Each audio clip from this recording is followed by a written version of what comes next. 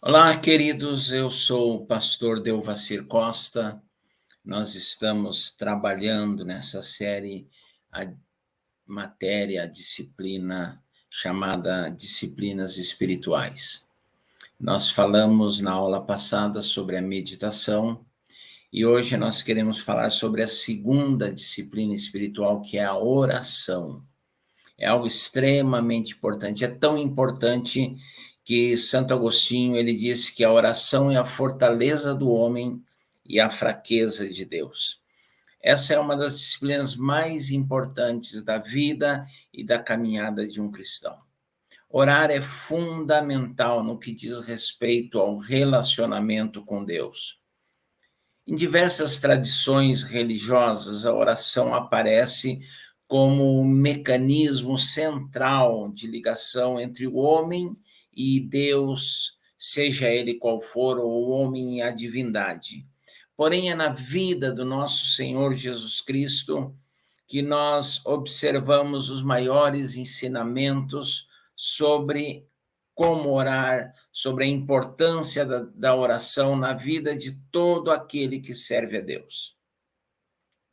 Que nós possamos ser estimulados a orar mais, de forma mais eficaz, pois a oração, ela move a mão de Deus. E nós vamos ver algumas coisas muito importantes sobre a oração na aula de hoje. A oração, lembrando então que disse Santo Agostinho, é a fortaleza do homem e a fraqueza de Deus. Nós vamos ver o que não é oração. Inicialmente, o que não é oração. Oração não é um privilégio de poucos. Assim como a meditação, a oração não é algo reservado a um pequeno grupo de iniciados, de privilegiados, tampouco é privilégio de alguns grupos ou seitas, ou mesmo privilégio apenas dos cristãos. Toda e qualquer pessoa, todo e qualquer ser humano pode e deve orar. A oração pode ser praticada por evangélicos, por católicos, por espíritas, por qualquer pessoa que queira falar com Deus, que queira abrir o coração a Deus e queira ouvir o Deus Altíssimo, o Deus Todo-Poderoso, mas que ao mesmo tempo é um Deus de amor, é um Deus de compaixão, de misericórdia. Quem quer ouvir a Deus deve orar. Não precisa ser presbítero, não precisa ser um pastor, não precisa ser um teólogo. Toda e qualquer pessoa pode e deve orar. A oração também não é um momento de petição ao Senhor. Provérbios diz que a sanguessuga tem duas filhas, dá e dá. E tem muito crente que parece a filha da sanguessuga. Só quer pedir, só quer receber. Parece que a oração se tornou uma lista de pedidos, como se fora uma lista de compras que é apresentada a Deus. Deus, eu preciso isso, eu preciso aquilo outro, eu quero, me dê. E não é isso. Pedido também é necessário, a petição também é necessária, mas oração não pode se tornar apenas petição, ou eu diria num neologismo, uma pedição. Pede, pede, pede, pede, pede. Não é isso. Oração é mais do que isso. A oração também não pode ser um momento de desabafo. Deus é o psicólogo, é o terapeuta, é o psicanalista que está sentado no trono e você desabafa, você fala dos seus problemas, das suas queixas, reclama dos outros, reclama até mesmo em relação a Deus. Deus, o Senhor fez isso, Deus, o Senhor não fez aquilo. Então, não é um momento de desabafo. Oração não é um modo de se obter algo. Eu vou orar bastante, Deus vai me dar. Está intimamente ligado com o ponto 2, um momento de petição. Não, não é isso. Não é uma troca. Deus, eu oro e o Senhor me dá isso. como também o jejum, nós vamos falar depois, não é uma troca, não é uma moeda de troca. Deus não está trocando nada com você. Deus te dá na sua infinita misericórdia. Senhor, há um ditado que eu ouvi toda a minha vida e do qual eu discordo absoluta e completamente. Muita oração, muita bênção, pouca oração, pouca bênção, nenhuma oração, nenhuma bênção. Deus nos abençoa. A Bíblia diz que Deus abençoa até o ímpio. Então, não é o tanto que você ora que vai garantir a sua bênção. O tanto que você ora vai implicar, vai influenciar na sua relação com Deus, não no que você vai receber ou no que você não irá receber. Então, oração não é um modo de se obter algo. Existem algumas formas equivocadas de oração, erradas de oração. A primeira forma é a reza. Você decora uma determinada oração, Pai Nosso, que é uma oração bíblica, ou qualquer outra oração, e fica repetindo, como se fora um mantra. A repetição formatada por outras pessoas criaram aquela oração e você decora ou lê a exaustão. É uma oração mecânica, é uma oração repetitiva, é uma oração que não toca o coração de Deus, que não move a mão de Deus, que não torna Deus propício a você. Reza, reza, reza. Jesus disse, tem gente que acha que pelo muito repetir é que serão ouvidos. Não é por aí. Oração, a reza, Mateus 6, 7, 8 diz, e quando orares, não useis de repetições inúteis, a exemplo dos gentios, que eles pensam que serão ouvidos pelo muito falar. Não vos assemelheis a ele, pois o vosso Pai conhece do que necessitais antes de pedires a ele. A oração não é uma reza. Reza não é oração. Reza não é oração. Oração é outra coisa. Tem a oração do fariseu. É aquela oração em público, normalmente, e pela motivação errada. Mostra o seu nível de espiritualidade, mostra o seu nível de conhecimento bíblico. Há pouquinhos dias, participando de um evento, eu vi uma pessoa que começou a orar, e ele orou bastante, e na sua oração ele citava textos bíblicos, como diz a tua palavra em tal lugar, em tal texto, em tal profeta, em tal livro, e aí ele mostrou todo o seu vasto conhecimento bíblico. Depois ele orou um pouco em língua estranha, depois ele orou em espanhol, e aquela oração assim, exibicionista, talvez. Não quero julgar a motivação desse irmão, mas é aquela coisa que parece que não toca o coração de Deus e não rende nada, não gera nada. Então, a oração do fariseu é essa. O Senhor Jesus disse, Mateus 6, quando orardes, não sejais como os hipócritas que gostam de orar em pé nas sinagogas e nas esquinas das ruas para serem vistos pelos homens. Em verdade vos digo que eles já receberam a sua recompensa. A recompensa dessa pessoa é terrena, é a admiração das pessoas. Nós precisamos direcionar a nossa oração ao Senhor e não aos outros. A espiritualidade, ela não precisa ser mostrada, ela precisa ser vivida. Quando você precisa mostrar espiritualidade, é que você não tem espiritualidade. E quando você usa a oração para demonstrar espiritualidade, essa oração não é eficaz. Essa oração, ela não alcança, não toca o coração de Deus. Depois tem aquela oração do copo d'água, né? A oração do copo d'água. Assim como na meditação, os programas televisivos, eles tentam ensinar as pessoas algo desvirtuado sobre a oração. Então, existe uma mensagem, uma pregação, e depois você coloca sobre o rádio, sobre a televisão, um copo d'água, para receber a bênção de Deus ao tomar aquela água. Deixa eu dizer uma coisa para vocês.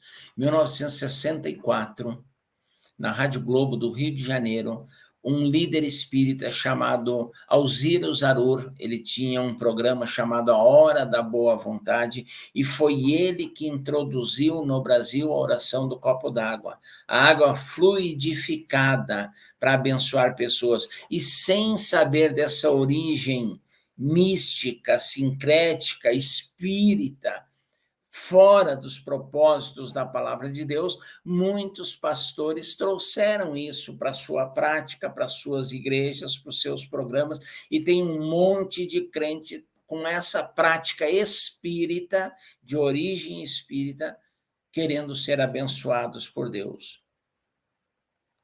Cada vez mais pessoas buscam pedir, usando alguns elementos de toque, usando alguns subterfúgios para receber a bênção, para receber o milagre.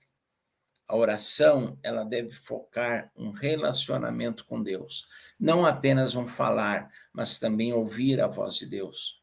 Oração não é um monólogo, mas é um diálogo com o Pai.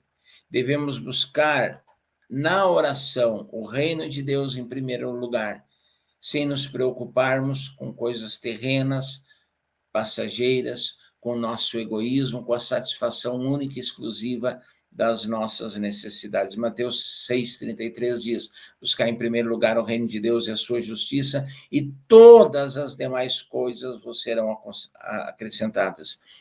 Paulo, aos Colossenses: se já que fostes ressuscitados com Cristo, buscai as coisas de cima, onde Cristo está assentado à direita de Deus. Essa é oração. Isso é oração. Nós temos base bíblica? Claro que sim.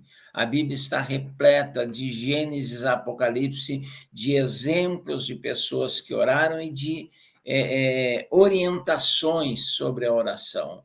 Qual é a base bíblica? A oração fazia parte da cultura dos judeus, a oração fazia parte da cultura dos discípulos de Jesus, mesmo antes deles andarem com Jesus. Mesmo antes. Cabe lembrar que a própria Igreja Apostólica foi criada e alicerçada, edificada na oração.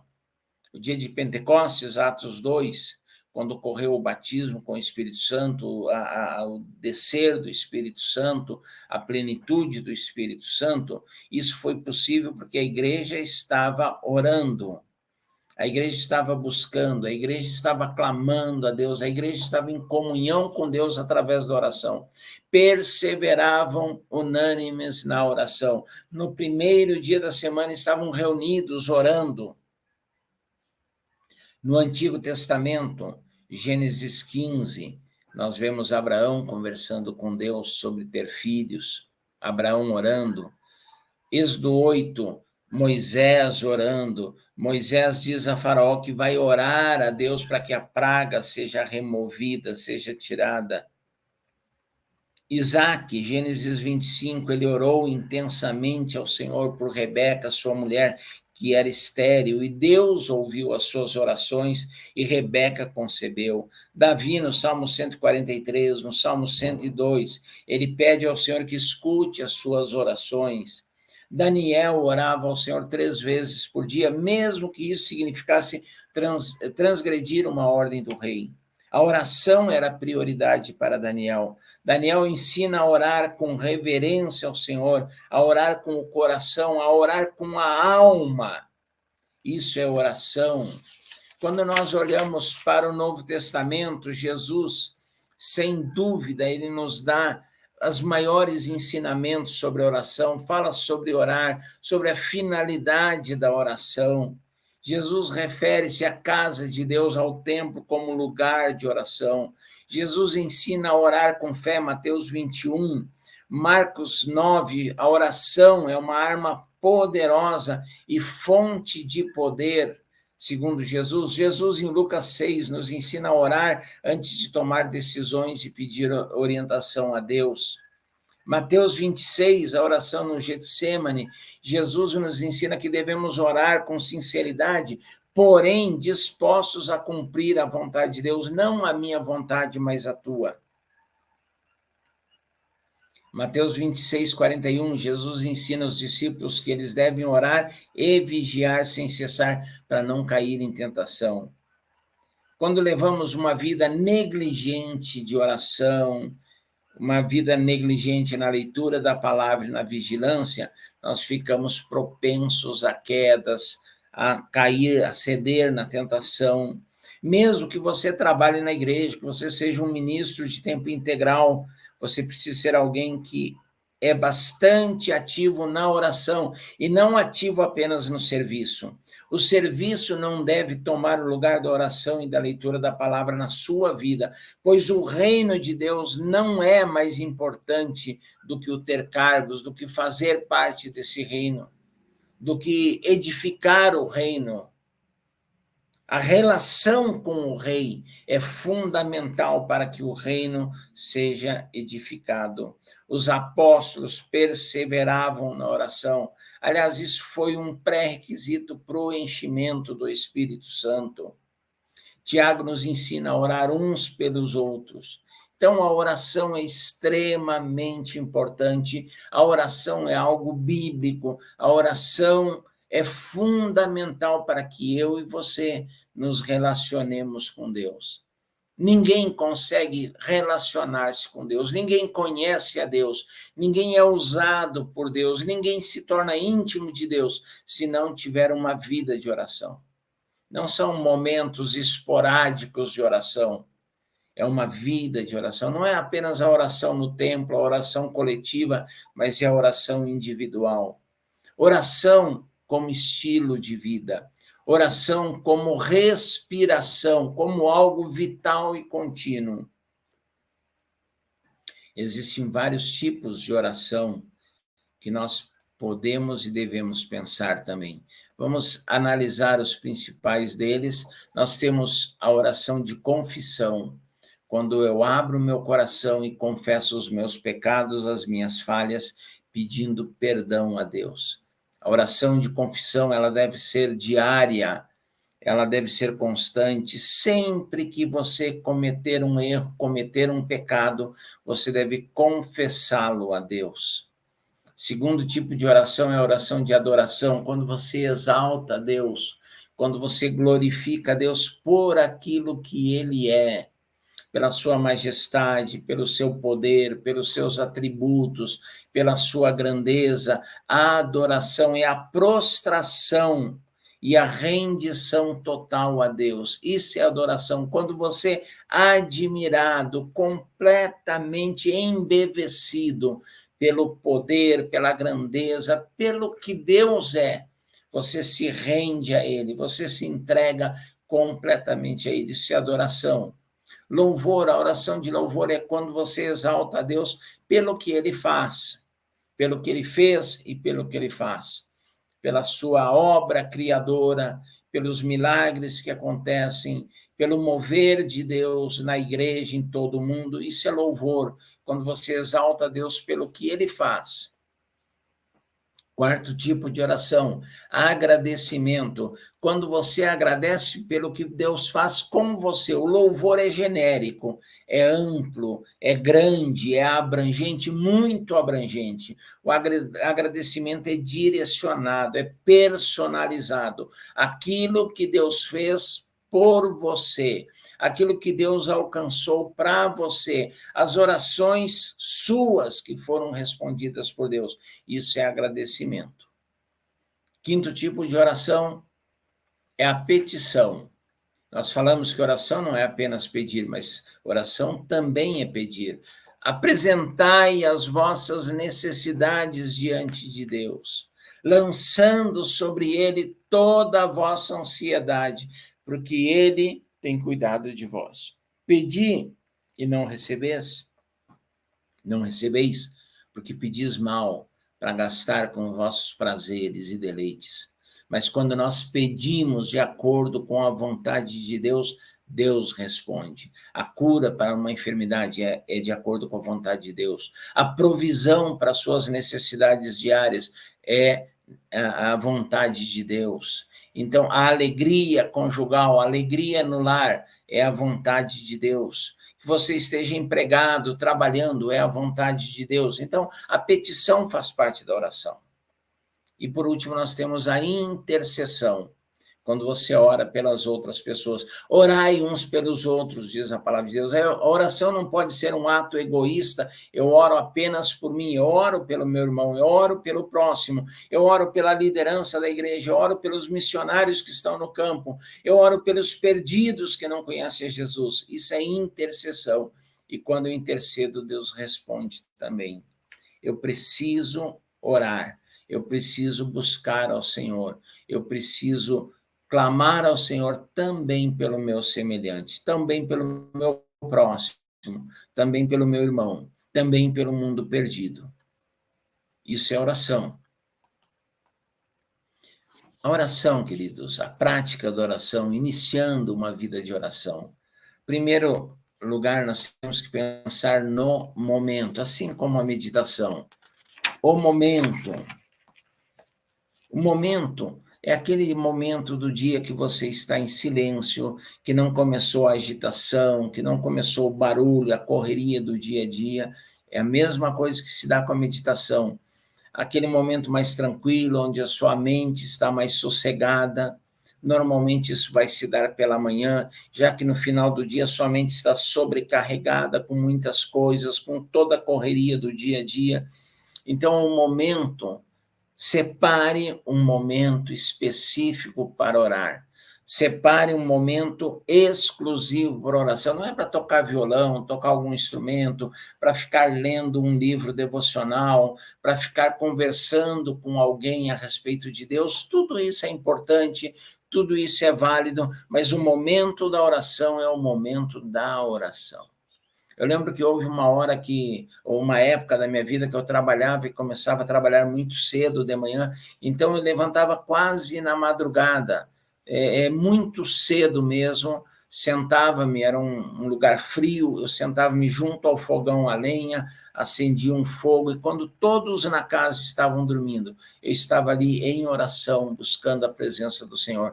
Quando as pessoas começavam a levantar, eu já estava terminando, encerrando o meu momento de oração, sem interrupções, sem barulho, sem distração. O lugar.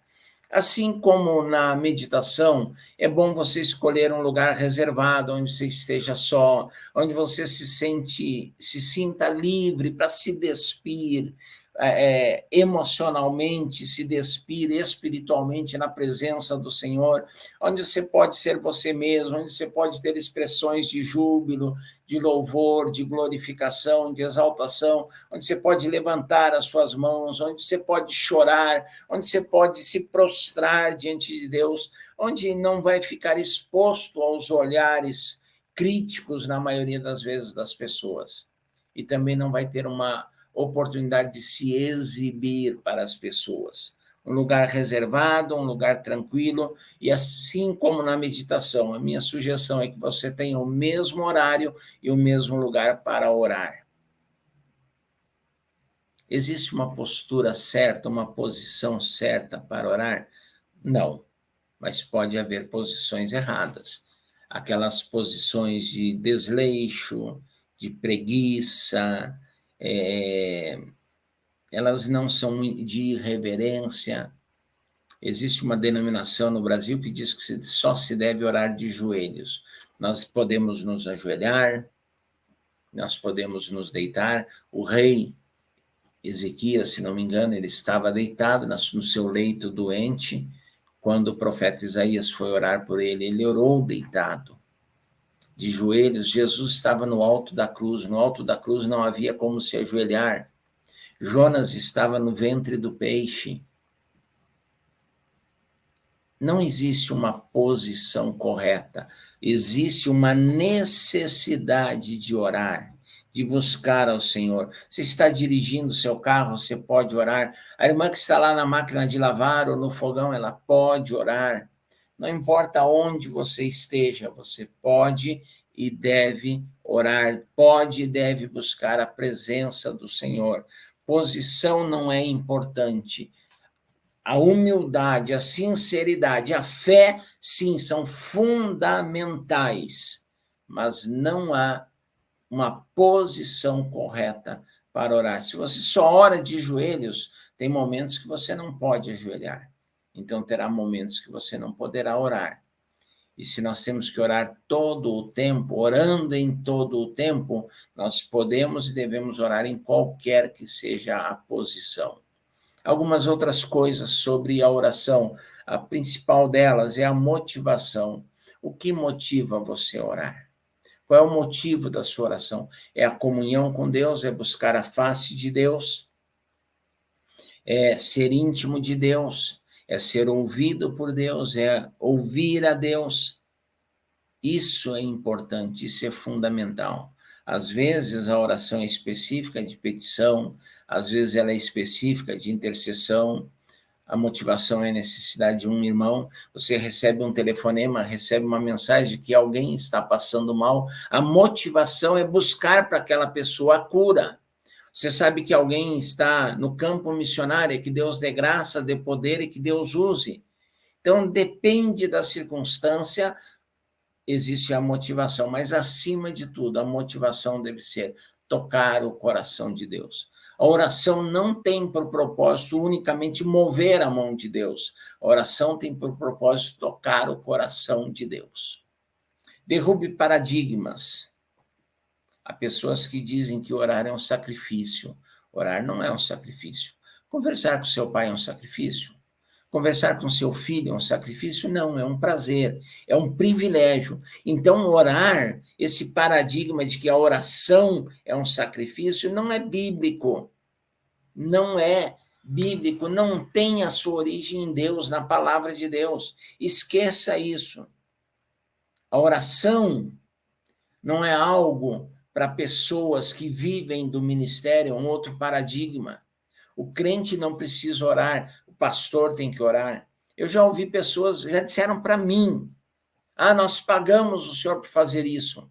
Eu não sou pago para orar por ninguém, eu oro pelas pessoas porque eu sinto a necessidade.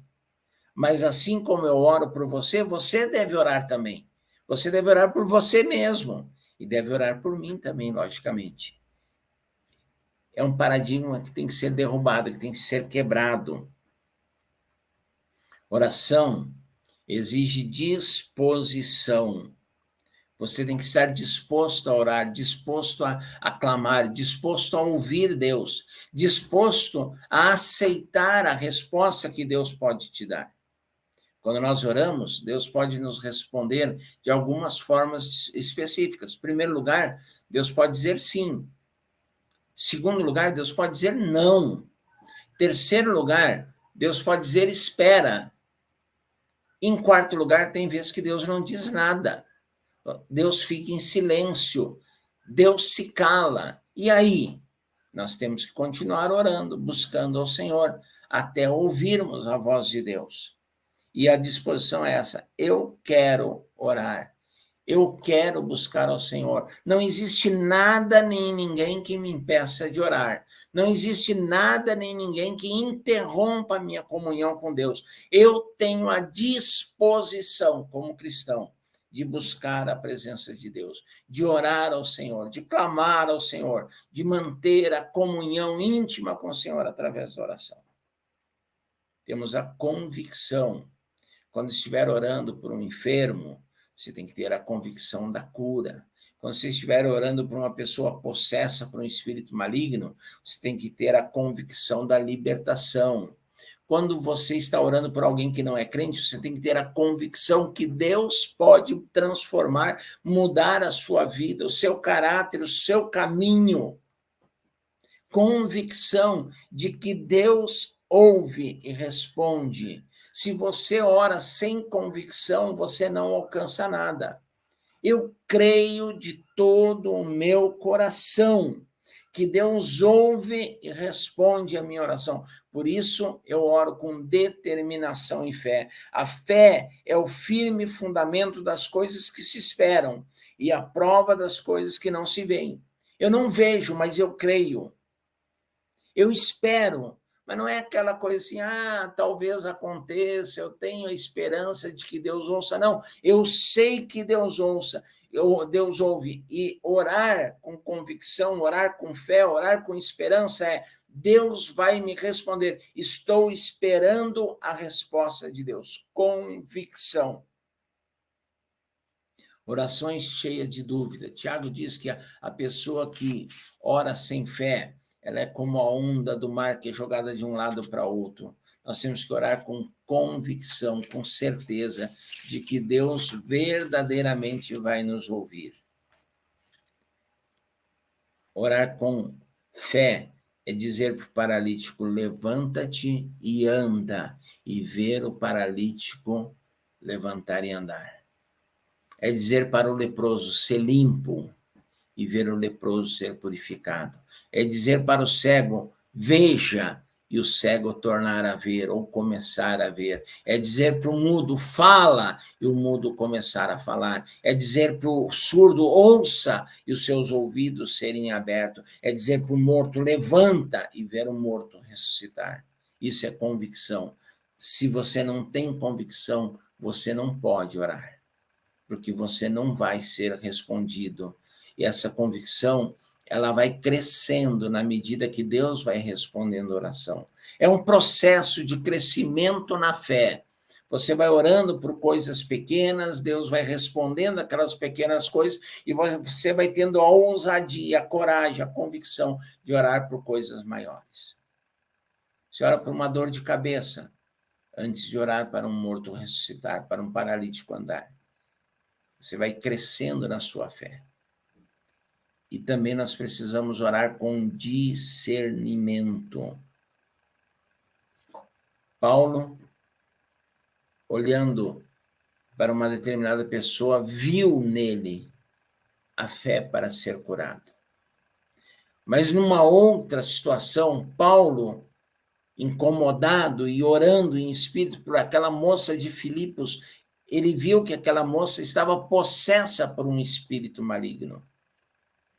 Quando Simão pede aos apóstolos oração para ter dom, para ter poder, eles discernem que aquilo é uma carnalidade. Nós precisamos orar com discernimento. Há pessoas que pedem oração, mas não creem. Há pessoas que pedem a mim e a você oração, mas com a motivação errada. Há pessoas que querem que você ore por elas, para que elas sejam beneficiadas. Você tem que ter o discernimento dado por Deus, dado pelo Espírito Santo, para orar de acordo com a vontade de Deus e com a situação específica. Um dia eu liguei para um pastor, não o conheço pessoalmente, descobri o seu nome quase que por acidente, embora eu não creia em acidentes, eu não creia em acaso, eu sei que Deus tem um propósito. Eu liguei para ele e disse, irmão, eu quero orar por você.